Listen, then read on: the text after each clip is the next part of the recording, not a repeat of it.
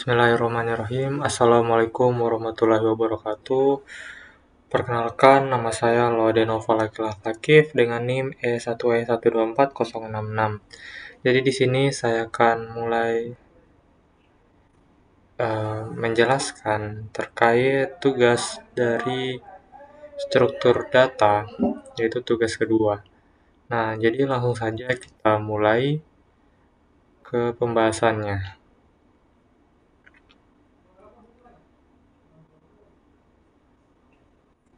Nah, jadi di sini kita akan mulai start dari pembahasan di halaman 15. Nah,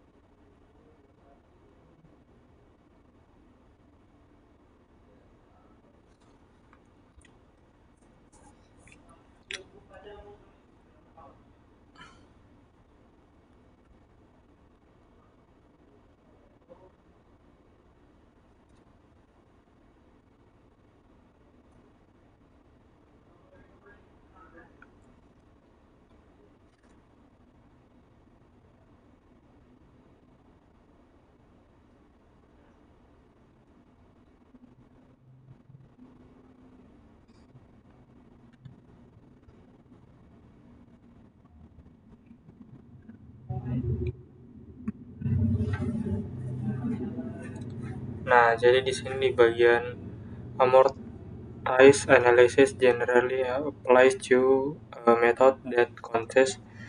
Nah, jadi saya akan mulai membacakannya saja ya. Artinya adalah analisis amortisasi umumnya berlaku untuk suatu metode yang terdiri dari serangkaian operasi di mana sebagian besar operasi tersebut murah, tetapi beberapa operasi lainnya mahal. Jika kita dapat menunjukkan bahwa operasi yang mahal jarang terjadi, kita dapat mengubahnya menjadi operasi yang murah dan hanya membatasi operasi yang murah saja. Tetapkan biaya buatan untuk setiap operasi dalam rangkaian tersebut sedemikian sehingga total biaya buatan untuk rangkaian operasi untuk tersebut membatasi total biaya sebenarnya dari rangkaian tersebut. Biaya buatan ini disebut biaya amortisasi suatu operasi. Nah, itu untuk halaman 15. Nah, selanjutnya kita akan mulai di halaman 14, yaitu yang pertama adalah analisis amortisasi array dinamis. Nah, anggaplah komputer sebagai perangkat yang dioperasikan dengan koin yang membutuhkan pembayaran $1 cyber untuk sejumlah waktu komputasi yang konstan. Nah, saat suatu operasi dijalankan, kita harus memiliki cukup uang virtual atau cyber dollar yang tersedia di bank kita untuk jangka waktu operasi tersebut. Nah, dengan demikian, jumlah total uang digital yang dihabiskan untuk suatu komputer akan berbanding lurus dengan total waktu yang dihabiskan untuk komputasi tersebut. Kita bisa mengenakan biaya lebih tinggi pada beberapa operasi untuk mengumpulkan uang virtual guna membayar operasi lainnya. Nah, selanjutnya adalah proposisi 5.1.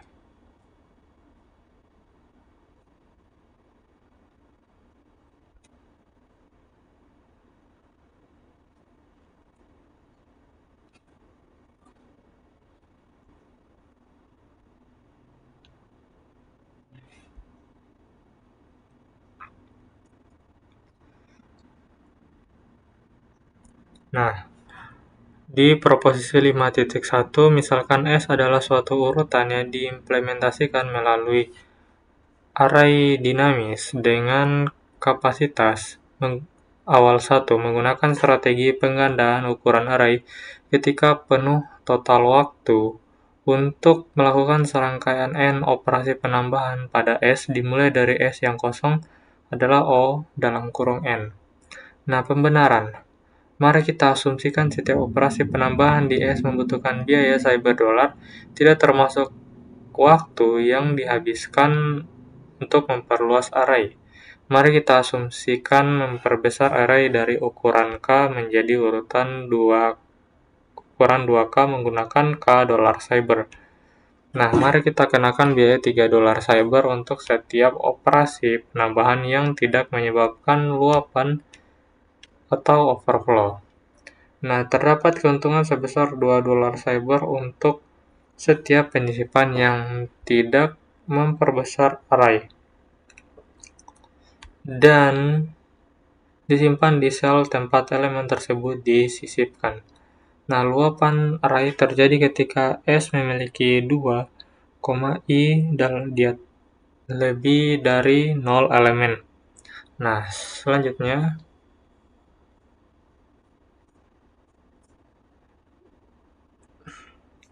yaitu menggandakan ukuran array akan membutuhkan 2 dolar cyber yang uang virtual ini disimpan di sel 2-1 dan 2-1. Nah, ini adalah skema smartisasi yang valid di mana setiap operasi dikenakan biaya 3 dolar cyber dan semua waktu komputasi dibayar. Oleh karena itu, untuk N operasi penambahan kita membutuhkan dolar cyber.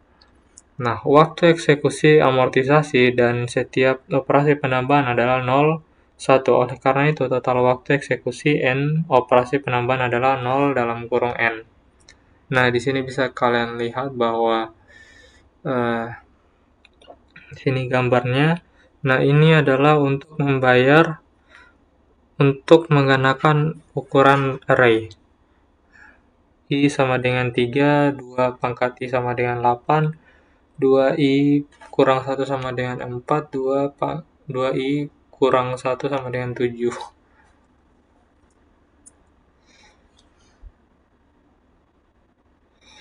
Peningkatan kapasitas geometris. Batasan amortisasi O1 per operasi dapat dibuktikan untuk setiap peningkatan geometris ukuran array. Waspadalah terhadap deret aritmatika yaitu menyimpan sejumlah sel tambahan secara konstan selama pengubahan ukuran array menyebabkan kinerja yang buruk. Pada kasus ekstrim, penambahan satu sel pada setiap operasi penambahan menghasilkan biaya keseluruhan kuadratik, yaitu 1 tambah 2 tambah titik-titik tambah V sama dengan omega V pangkat 2. Nah, selanjutnya yaitu menggunakan penambahan 2 atau 3 sel sekaligus sedikit lebih baik, tetapi tetap menghasilkan biaya keseluruhan yang bersifat kuadratik. Dengan menggunakan peningkatan tetap untuk setiap perubahan ukuran deret aritmatika dari ukuran array perantara menghasilkan waktu keseluruhan yang bersifat kuadratik terhadap jumlah operasi. Nah, lanjut.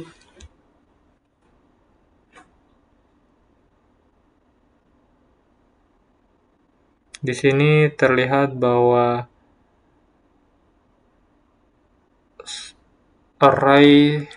ukuran array ditampilkan dengan 2 sel-sel berikut. Nah, dengan size 2 sel itu di bagian A, dan yang selanjutnya yaitu increase ukuran array dengan 3 sel di bagian B.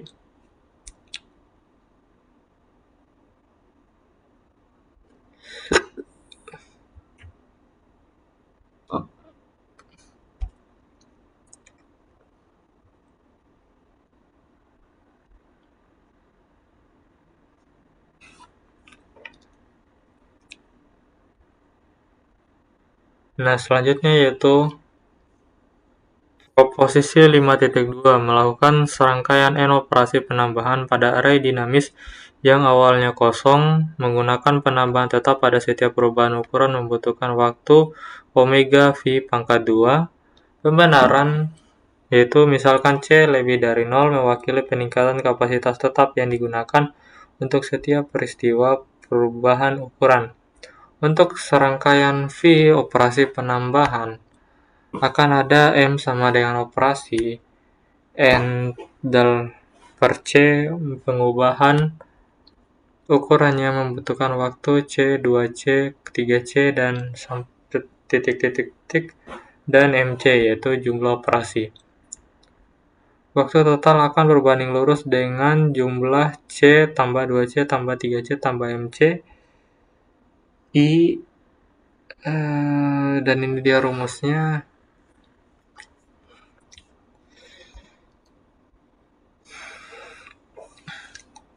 Selanjutnya itu penggunaan memori dan pengecilan array.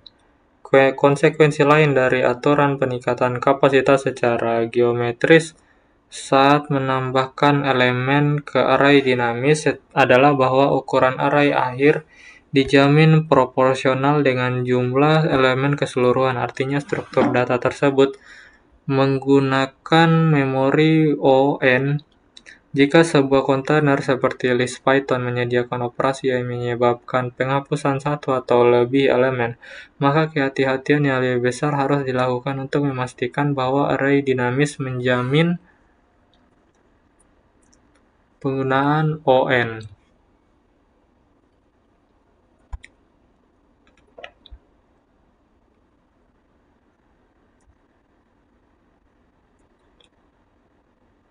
Penyisipan berulang dapat menyebabkan nilai yang mendasarinya tumbuh menjadi sangat besar sehingga tidak lagi ada hubungan yang proporsional antara jumlah elemen sebenarnya. Implementasi yang kuat dari struktur data semacam itu akan menghasilkan array yang mendasarinya sesekali, sambil mempertahankan batasan amortisasi O1 pada operasi individual. Kelas daftar Python. Nah, di bagian ini, implementasi metode append pada Python menunjukkan perilaku waktu konstan yang teramortisasi. Seperti yang kita lihat, waktu amortisasi untuk setiap penambahan tidak bergantung pada N. Nah, di sini ada codingannya. Oke, kita lanjut.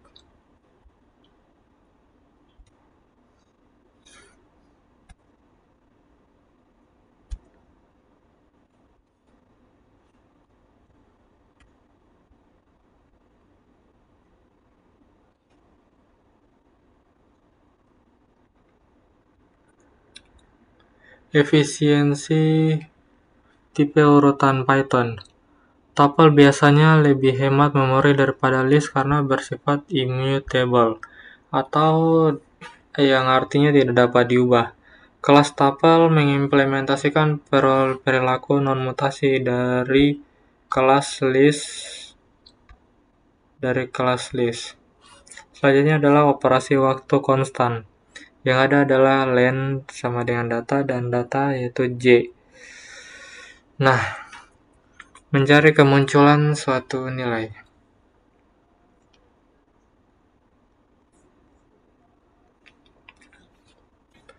Yaitu menghitung jumlah memerlukan perulangan pada semua elemen dalam array. Perulangan untuk memeriksa apakah suatu elemen terkandung di dalamnya atau menentukan indeks suatu elemen akan langsung keluar setelah mereka menemukan kemunculan paling kiri dari nilai yang diinginkan. Nah, perbandingan leksikografis dalam skenario terburuk. Evaluasi membutuhkan waktu iterasi yang sebanding dengan panjang urutan yang lebih pendek dari dua urutan tersebut.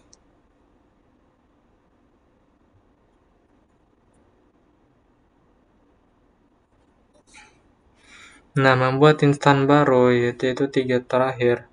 Waktu eksekusi bergantung pada panjang ukuran array baru yang akan dibuat. Nah, bisa dilihat di sini bahwa operasi panjang data O sama dengan 1, data I sama dengan O1, data count itu atau dalam kurung value sama dengan ON. Nah, performa asesmotik dari perilaku non-mutasi kelas list dan tuple.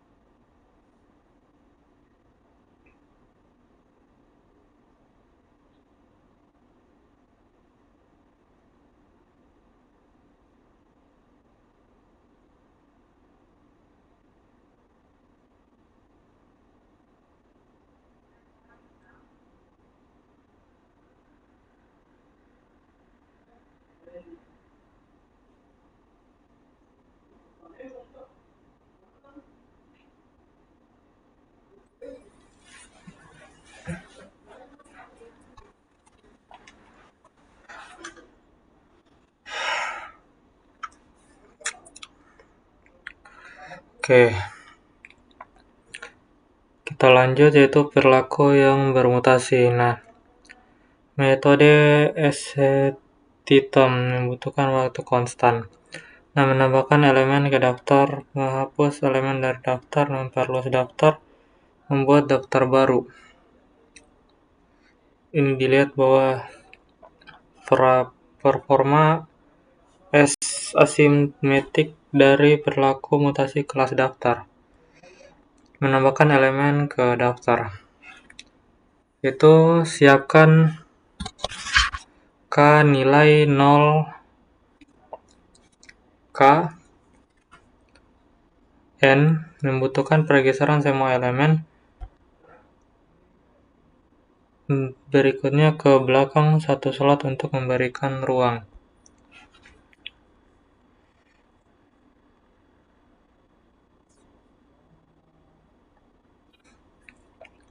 Pengubahan ukuran array dengan waktu eksekusi terburuk omega n, tetapi hanya waktu amortisasi O1 per operasi. Penggeseran elemen untuk memberi ruang. Bagi item baru dengan kinerja amortisasi 0 n k plus 1 untuk menyimpan pada indeks k. Berikut codingannya.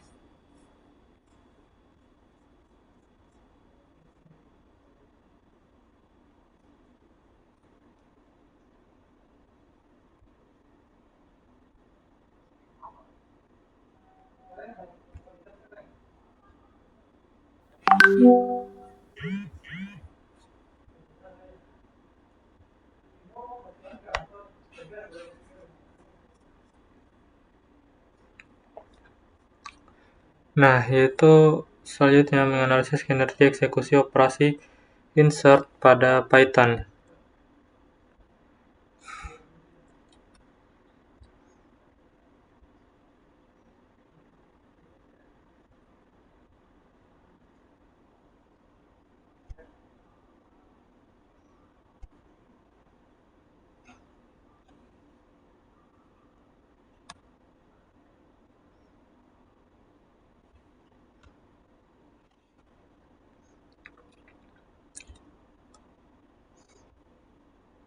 Nah, penyisipan di awal daftar adalah yang paling mahal, membutuhkan waktu linear per operasi. Yang kedua yaitu memasukkan di tengah membutuhkan setengah waktu dibandingkan memasukkan di awal. Tetap waktu omega n. Penyisipan di akhir menampilkan perilaku O1. Waktu eksekusi rata-rata insert kval diukur dalam mikrodetik selama serangkaian n panggilan. Untuk setiap n dalam rentang n, masukkan data 0,0. Untuk setiap n dalam rentang n, itu data insert n per 2 non. Untuk setiap n dalam rentang n, data insert n sama dengan non. Nah, selanjutnya yaitu menghapus elemen dari daftar. Pop adalah yaitu menghapus elemen terakhir dari sebuah daftar O1. Pop K menghapus elemen yang berada di indeks K sama dengan N dari sebuah daftar dengan kebutuhan waktu 0 N kurang K. Karena jumlah pergeseran bergantung pada pilihan K, pop 0 adalah yang paling mahal, menggunakan waktu N.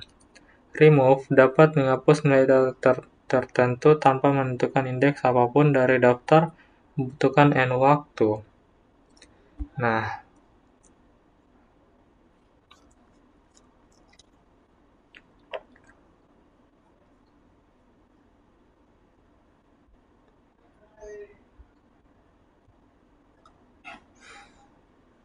selanjutnya halaman ke-29,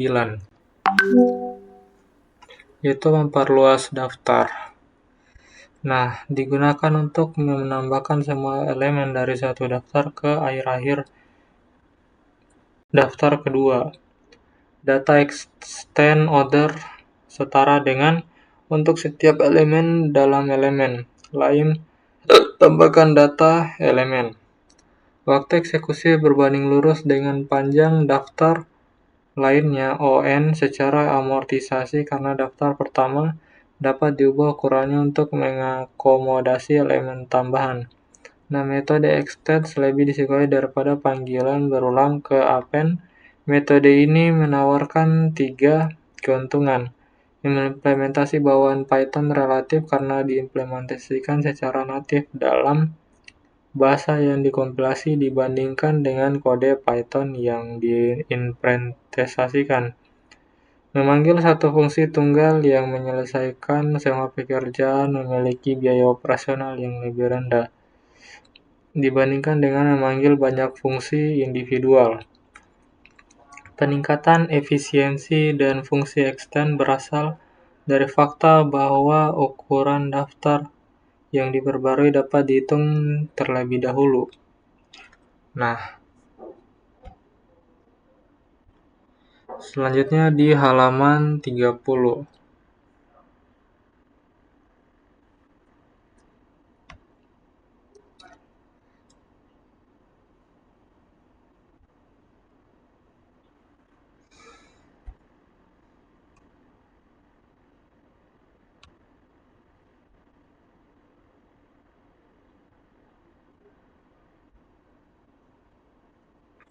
Yaitu membuat daftar baru. Nah, efisiensi asimtotik berbanding lurus dengan panjang daftar yang dibuat. Syntax list comprehension jauh lebih cepat daripada membangun daftar dengan cara menambahkan elemen berulang kali.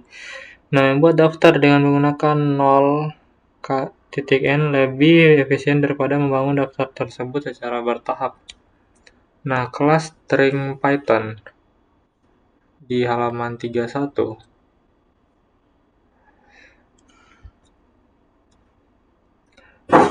itu terdiri dari beberapa notasi, yaitu panjang senar yaitu n, panjang senar kedua adalah m. Nah, beberapa perilaku umum. Metode yang menghasilkan string baru, misalnya capitalize center strip, itu membutuhkan waktu yang berbanding lurus dengan panjang string yang dihasilkan.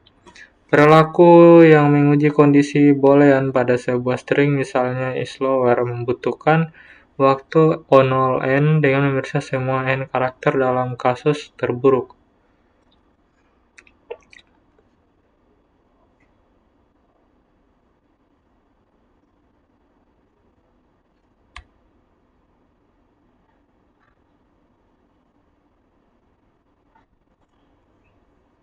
Nah, selanjutnya di halaman 32, yaitu pencocokan pola. Menemukan satu string di dalam string yang lebih besar. Contoh berisi temukan indeks, hitung, ganti, pisahkan. Implementasi sederhana akan menghasilkan implementasi waktu 0mn karena ada n sama dengan m plus 1 indeks awal untuk pola tersebut, dan kita menghabiskan waktu 0m di setiap posisi awal untuk memeriksa apakah pola tersebut cocok. Nah, selanjutnya itu menyusun string. Nah, membuat string baru dari string lain. Contoh, kita memiliki string panjang bernama dokumen. Tujuan kita adalah membuat string baru letters yang hanya berisi karakter alfabet dari string asli dengan spasi, angka, dan tanda baca dihilangkan. Implementasi hashtag 1. Nah, peringatan, jangan lakukan ini. Letter sama dengan untuk C dalam dokumen jika C is alpha huruf C. Hashtag mulai dengan string kosong, hashtag gabungkan karakter alfabet. Ya, garis gelombang 0 dalam kurun n kuadrat. Selanjutnya adalah implementasi hashtag 2. Itu di halaman 33.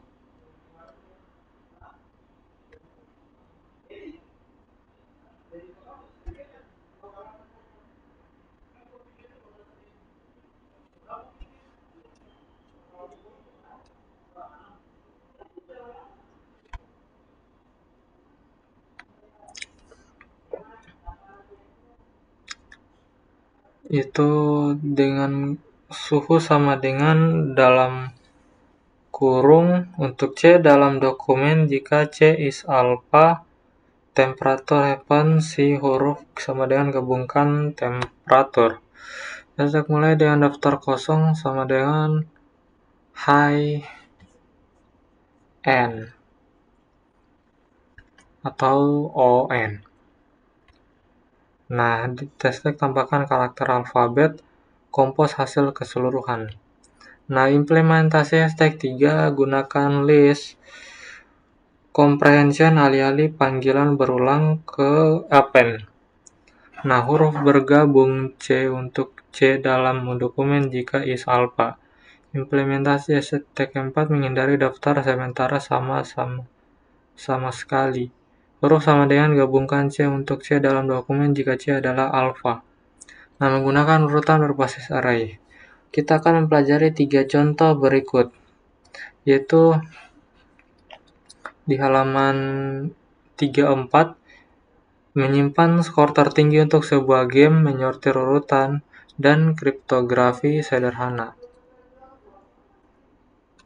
Nah, di halaman 36, 35 atau 36 yaitu menyimpan skor tertinggi untuk sebuah game.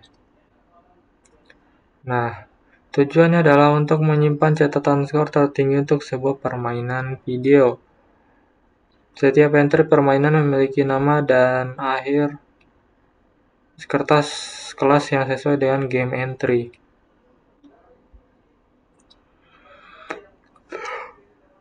Untuk mempertahankan rangkaian skor tinggi, kita akan membuat kelas lain yang disebut scoreboard.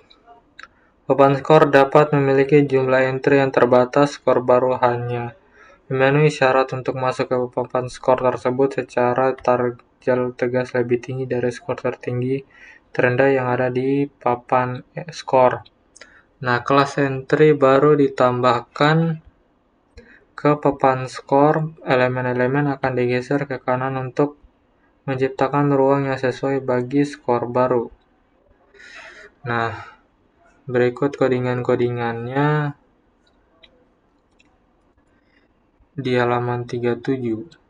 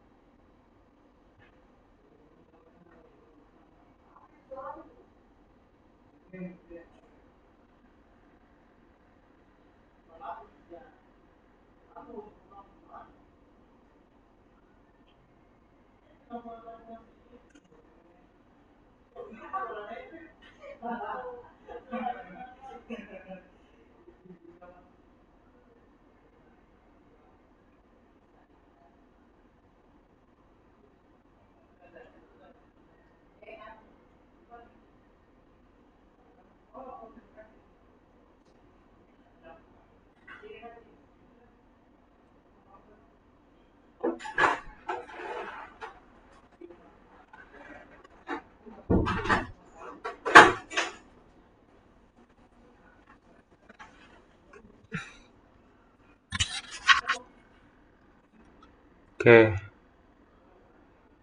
kita lanjut ke halaman 37, yaitu sorting sequence.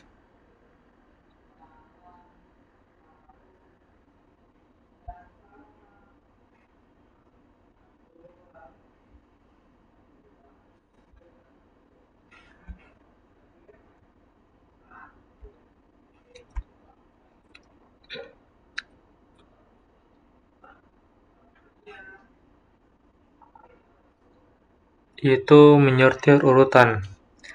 Tujuan dari program ini adalah untuk mengurutkan urutan elemen yang tidak beraturan ke dalam urutan nilai yang tidak menurun. Nah, algoritma penyortiran sisipan itu mulailah dengan elemen pertama dalam array. Satu elemen saja sudah terurut. Perhatikan elemen kedua. Jika ukurannya lebih kecil dari elemen pertama, kita tukar posisinya.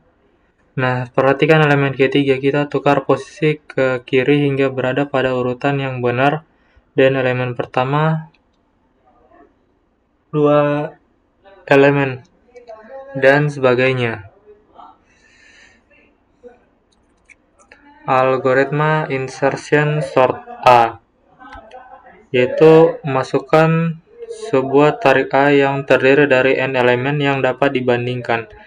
Output larik A dengan elemen-elemen yang disusun ulang dalam urutan tidak menurun. Untuk K dari 1 hingga 1, sisipkan A pada lokasi yang tepat di dalam A0, A1, AK.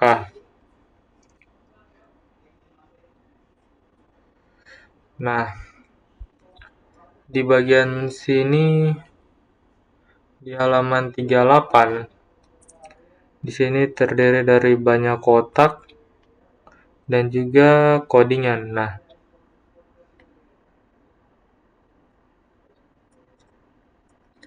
selanjutnya di halaman 39 yaitu simple cryptography atau kriptografi sederhana. Nah, sandi caesar melibatkan penggantian setiap huruf dalam pesan dengan huruf yang berada sejumlah huruf tertentu setelahnya dalam alfabet. Nah, aturan penggantian tersebut dapat direpresentasikan menggunakan string lain, yaitu teks biasa,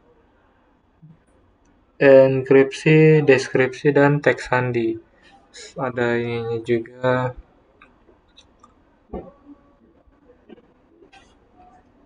Nah, selanjutnya di halaman 40.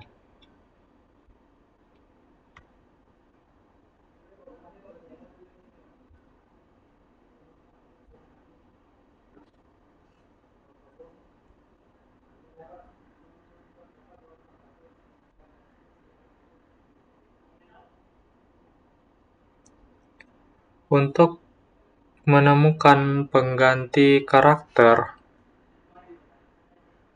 dalam sandi caesar, kita perlu memetakan karakter A hingga Z ke angka 0 hingga ke 25 yang sesuai. Rumus untuk melakukan konversi tersebut adalah J sama dengan ORT C dikurang ORT A. Enskripsi ganti setiap huruf I dengan huruf I plus R persen 26. Nah, deskripsi ganti setiap huruf I dengan huruf I kurang R persen 26. Berikut codingannya juga. Nah, lanjut ke halaman 41. Nah, kumpulan data multidimensi memiliki lebih dari satu dimensi. Daftar dua dimensi dapat disebut matriks. Contoh, informasi geografis mungkin secara alami direpresentasikan dalam dua dimensi. Data jarak yang diperoleh dari LIDAR adalah data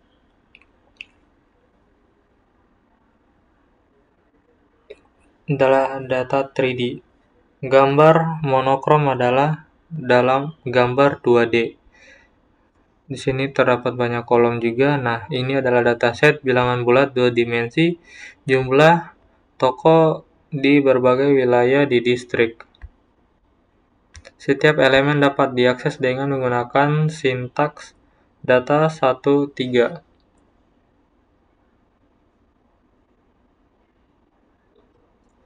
Nah, membangun daftar multidimensi.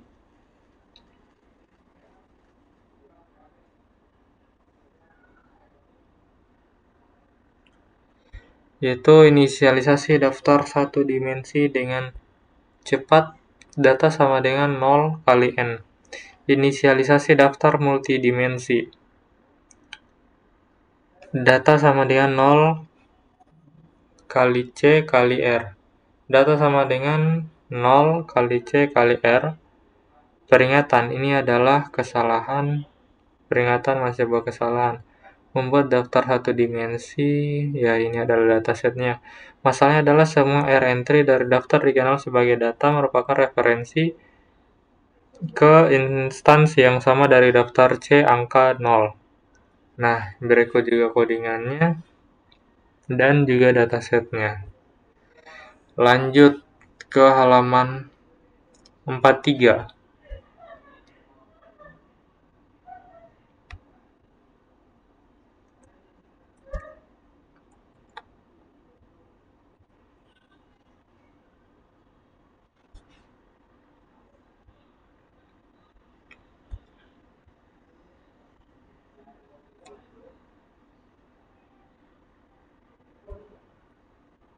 Nah, implementasi yang tepat untuk menginisialisasi daftar dua dimensi yaitu data ada atau 0 yaitu C untuk J dalam rentang R. Hal ini memastikan bahwa setiap sel dari daftar utama merujuk pada instan independen dari daftar sekunder. Dan berikut dataset beserta codingannya juga di samping kanan. Lanjut juga, ini ada codingannya di halaman 44. Nah, di halaman 45. Nah,